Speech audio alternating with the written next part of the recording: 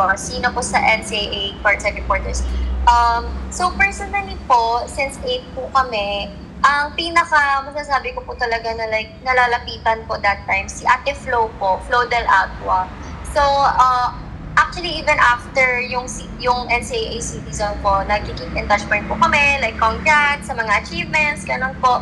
But during the season po kasi I was shy, ayun po, introvert po kasi ako. So nahihiya po kung mag-reach out sa iba since yung mga iba po magkakilala na.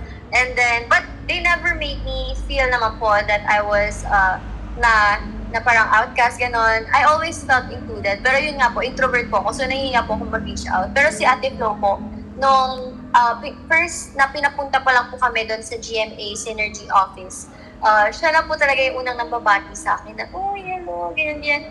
And I've always felt po yung ate energy from her na parang pwede po siyang lapitan every time. And sa mga GCs po kasi namin, ng mga CSRs, siya rin po yung laging nagsisend ng mga notes, extra notes from the past seasons or mga pre-season leagues, ng mga athletes, ng mga teams. So, very helpful po siya, especially someone like me po na newbie. And also, ako po kasi yung youngest sa roster last season ng courtside reporter. So, yun po, very helpful po and very thankful po kay Ate Flo for that.